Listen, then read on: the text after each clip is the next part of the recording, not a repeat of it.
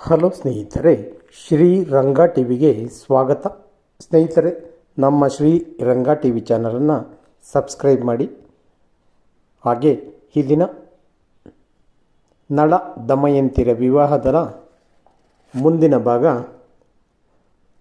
ಹೇಳುತ್ತಿದ್ದೇನೆ.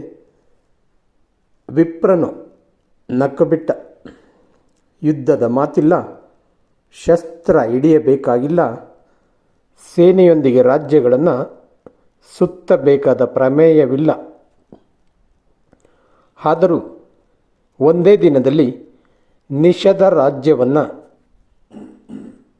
ನೀನು ಗೆಲ್ಲಬಲ್ಲೆ, ಸಾಮ್ರಾಟನಾಗಿ ಮೆರೆಯಬಲ್ಲೆ.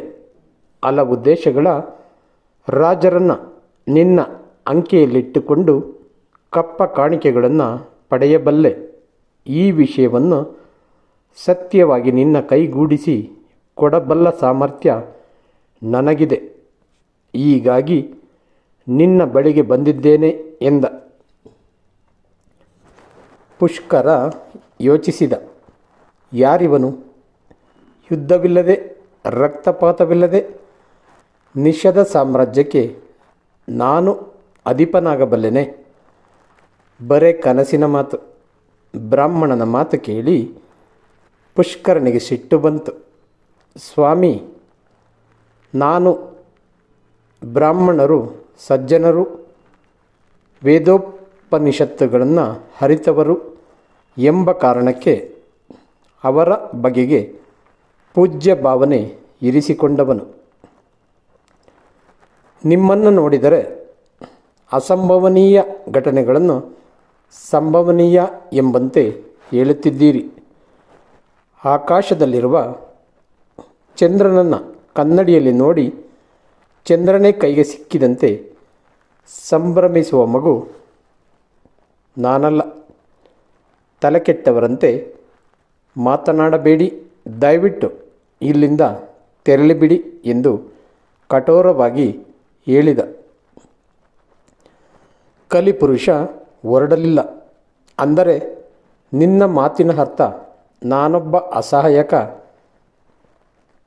ಅಂಧೃತವಾಡುವವನು ಎಂದು ತಾನೇ? ನಾನು ಯಾರೆಂಬುದನ್ನು ಮೊದಲು ನೋಡು ಎಂದು ಕಪಟ ವೇಷವನ್ನು ಧರಿಸಿ ನಿಜ ವೇಷದಲ್ಲಿ ನಿಂತುಕೊಂಡ.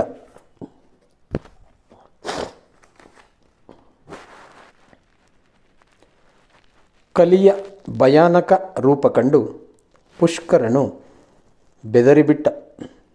ಯಾರು ನೀನು? ಮಾಯಾವಿ ಭಯದಿಂದ ಕೇಳಿದ.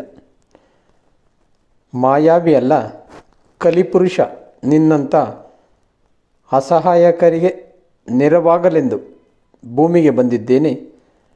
ನಳನಂತಹ ಸೊಕ್ಕಿನ ಭೂವಲ್ಲಭರಿಗೆ ತಕ್ಕ ಪಾಠ ಕಲಿಸಬೇಕೆಂಬುದೇ ನನ್ನ ಉದ್ದೇಶ.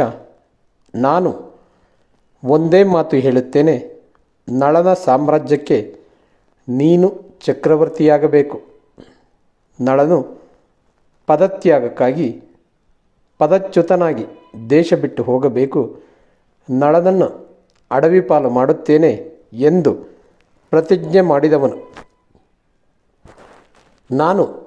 ನೀನಲ್ಲದಿದ್ದರೆ ಇನ್ನೊಬ್ಬರನ್ನು ನಾನು ಈ ಕೆಲಸಕ್ಕೆ ಬಳಸಿಕೊಳ್ಳಬಹುದು. ಆದರೆ ನನ್ನ ಅಭೀಷ್ಟೆಯಂತೆ ನಡೆದುಕೊಳ್ಳಲು ನಿರಾಕರಿಸಿದ ಅಪರಾಧಕ್ಕೆ ಅತ್ಯಂತ ಘೋರವಾದ ಶಿಕ್ಷೆಯನ್ನು ಅನುಭವಿಸುವ ಸಂಕಟದಿಂದ ನೀನು ಪಾರಾಗಲಾರೆ. ಕಲಿಪುರುಷ ಎಚ್ಚರಿಸಿದ. ಪುಷ್ಕರ ಕಲಿಯ ಮಾತುಗಳಿಂದ ಸರ್ವಾಂಗ ಕಂಪಿಸಿದ. ಮಹಾತ್ಮ, ನೀನು ಯಾರೆಂಬುದನ್ನು ಅರಿಯದೆ ತಪ್ಪಿ ಮಾತನಾಡಿಬಿಟ್ಟೆ. ದಯವಿಟ್ಟು ನನ್ನನ್ನು ಕಾಡಬೇಡಿ. ನೀನು ಏನು ಹೇಳುತ್ತೀಯೋ ಹಾಗೆಯೇ ನಡೆದುಕೊಳ್ಳುತ್ತೇನೆ ಎಂದು ಕೈ ಜೋಡಿಸಿ ಕೇಳಿಕೊಂಡ.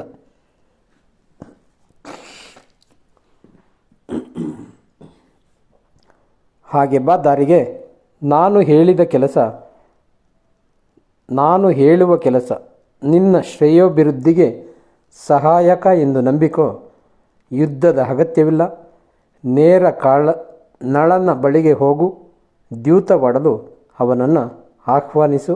ಕಲಿ ಹೇಳಿದ. ದ್ಯೂತವೇ, ಇದು ಅಧರ್ಮ ಮಾರ್ಗವಲ್ಲವೇ? ಧರ್ಮ ಪಾರಾಯಣನಾದ ನಳನು ನಿಷಿದ್ಧವೆನಿಸಿದ ದ್ಯೂತವನ್ನಾಡಲು ಒಪ್ಪುವ ಭರವಸೆ ನನಗಿಲ್ಲ, ಹಿಂಜರಿದ ಪುಷ್ಕರ. ಕ್ಷತ್ರಿಯನಿಗೆ ದ್ಯೂತ ನಿಷಿದ್ಧವಲ್ಲ. ಇಲ್ಲಿ ಧರ್ಮದ ಪ್ರಶ್ನೆ ಉದ್ಭವಿಸುವುದಿಲ್ಲ. ನೀನು ಹಾಡಲು ಕರೆದಾಗ ನಳನು ನಿರಾಕರಿಸುವುದಿಲ್ಲ. ದ್ಯೂತಕ್ಕೆ ಆಹ್ವಾನ ಬಂದರೆ ಅದನ್ನು ಕ್ಷತ್ರಿಯನು ಒಪ್ಪಿಕೊಳ್ಳಬೇಕು ಎಂಬ ನಿಯಮವಿದೆ. ಇದಲ್ಲದೆ ನನ್ನ ಪ್ರಭಾವ ನಳನನ್ನು ಆವರಿಸಿಕೊಂಡಿರುವಾಗ ಏನು ಹೇಳಿದರೂ ಅವನು ಒಪ್ಪಿಗೆ ಸೂಚಿಸುತ್ತಾನೆ. ನೀನು ನಿನ್ನ ರಾಜ್ಯವನ್ನು ಪಣವಾಗಿ ಒಡ್ಡಬೇಕು. ಹಾಗೆಯೇ ಪ್ರತಿ ಪಣವಾಗಿ ಅವನ ರಾಜ್ಯವನ್ನು ಮುಂದಿಡಲು ಹೇಳಬೇಕು. ಕಲಿಪುರುಷ ಸೂಚಿಸಿದ. ಆದರೆ ನಾನು ದ್ಯೂತಾಟದಲ್ಲಿ ನಿಪುಣನಲ್ಲ. ಸುಲಭವಾಗಿ ನಳನು ನನ್ನನ್ನು ಸೋಲಿಸಿದರೆ ನಾನು ರಾಜ್ಯಭ್ರಷ್ಟನಾಗುವುದಿಲ್ಲವೇ?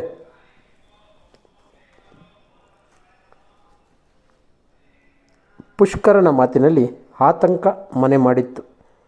ಕಲಿಯು ಹಟ್ಟಹಾಸದಿಂದ ನಕ್ಕುಬಿಟ್ಟ.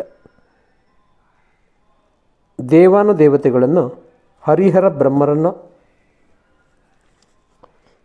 ಲೀಲಾ ನಾಟಕದಿಂದ ತರತರ ನಡಗಿಸಬಲ್ಲ ನನ್ನ ಬೆಂಬಲ ನಿನಗಿರುವಾಗ ಸೋಲು ಬಂದೀತೆ? ಎಲ್ಲ ಹಠವು ನಿನಗೆ ಗೆಲುವು ತಂದುಕೊಡುತ್ತದೆ. ನಾನು ಕೊಡುವ ದಾಳಗಳನ್ನೇ ಬಳಸಿ ನಳನೊಂದಿಗೆ ಆಟವಾಡು. ಈ ವಿಶೇಷ ದಾಳಗಳ ಒಳಗೆ ನನ್ನ ಮಿತ್ರನಾದ ದ್ವಾಪರನು ಅಡಗಿಕೊಂಡಿರುತ್ತಾನೆ. ನಿನಗೆ ನೆರವಾಗುವಂತೆ ದಾಳವನ್ನು ಉರುಳಿಸುವ ಮೂಲಕ ನಿಷಧ ಸಾಮ್ರಾಜ್ಯನ ಮುಕುಟವನ್ನು ಕಳಚಿ ಪದಭ್ರಷ್ಟನಾಗಿ ಹೊರಗೆ ತಳ್ಳುತ್ತಾನೆ. ನಿರ್ಭಯವಾಗಿರು, ಗೆದ್ದು ನಿಷಧದ ಚಕ್ರವರ್ತಿಯಾಗು ಎಂದು ನುಡಿದ. ಕಲಿಯ ಆಟದಿಂದ ಪುಷ್ಕರನು ಲೋಭತನಕ್ಕೊಳಗಾದ. ಸಾಮ್ರಾಟನಾಗುವ ಕನಸು ಕಂಡ. ನಳನನ್ನು ದ್ಯೂತಕ್ಕೆ ಕರೆಯುವುದಾಗಿ ಭಾಷೆ ಕೊಟ್ಟ. ಮತ್ತೆ ಕಪಟ ಭೂಸುರನಾದ ಕಲಿಪುರುಷನ ಜೊತೆಗೂಡಿ ನಳನ ಆಸ್ಥಾನಕ್ಕೆ ಆಗಮಿಸಿದ. ರತ್ನಗಳ ಪ್ರಭೆಯಿಂದ ಮಿಂಚುವ ವೈಭವದ ಸಭಾಮಂಟಪದಲ್ಲಿ ಅವನೀಶ ನಳನು ಸಿಂಹ ಸದಸ್ಯನಾಗಿದ್ದ. ದಾಯಾದಿ ಪುಷ್ಕರ ಜೊತೆಗೊಬ್ಬ ಬ್ರಾಹ್ಮಣ.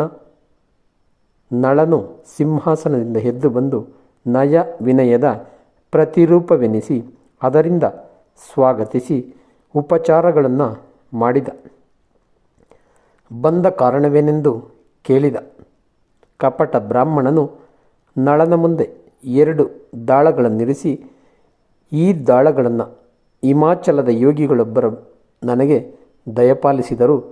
ತುಂಬ ವಿಶೇಷವಾದ ದಾಳಗಳು ಎಂದು ಅವರು ಹೇಳಿದ್ದಾರೆ. ಇನ್ನು ಇದರ ಹಿರಿಮೆಯೇನು ಎಂಬುದರ ಪರೀಕ್ಷೆ ಮಾಡಿಲ್ಲ. ಸಾಮರ್ಥ್ಯ ಆಟಗಾರರಿಗೆ ಬೇಡಿದವರಿಗೂ ಇಲ್ಲವೆನ್ನದೆ ಏನೇ ಕೋರಿಕೆಯಾದರೂ ಈಡೇರಿಸುವ ನೀನು ಇದನ್ನು ಪರೀಕ್ಷೆ ಮಾಡಬೇಕು ಎಂದು ಕೋರಿಕೊಳ್ಳಲು ಬಂದಿದ್ದೇನೆ ಹೇಳಿದ. ದಾಳಗಳ ಪರೀಕ್ಷೆಯೇ? ಬರೀ ನೋಟಕ್ಕೆ ಪರೀಕ್ಷೆ ಹೇಗೆ ಸಾಧ್ಯ? ದ್ಯೂತವಾಡಿದರೆ ಮಾತ್ರ ದಾಳದ ಮಹಿಮೆ ವ್ಯಕ್ತವಾಗುತ್ತದೆ. ಆದರೆ ಬಲ್ಲವರು ದ್ಯೂತವಾಡಬಾರದು ಎಂಬ ನಿಷಧ ಹೇರಿದ್ದಾರೆ. ಹೀಗಾಗಿ ತಾವು ಈ ವಿಷಯವಾಗಿ ಬಲವಂತ ಮಾಡಬಾರದು ಎಂದನು ನಳ ನೃಪತಿ. ನಳ ಚಕ್ರವರ್ತಿ ಏನು ಹೇಳಿದರೂ ನಿರಾಕರಿಸುವುದಿಲ್ಲ ಎಂದು ಮಾತು ಕೊಟ್ಟವನು ನೀನು. ಈಗ ಮಾತಿಗೆ ತಪ್ಪಿದರೆ ಅಧರ್ಮವಾಗುತ್ತದೆ. ಕ್ಷತ್ರಿಯ ದೂತವಾಡಲು ವಿಧಿ ನಿಷೇಧಗಳಿಲ್ಲ. ನೀನು ಆಟವಾಡಿ ದಾಳಗಳನ್ನು ಪರೀಕ್ಷಿಸಲೇಬೇಕು. ಮಾತಿನಲ್ಲಿ ಬಂಧಿಸಿದ ಕಲಿಪುರುಷ. ಸ್ನೇಹಿತರೆ,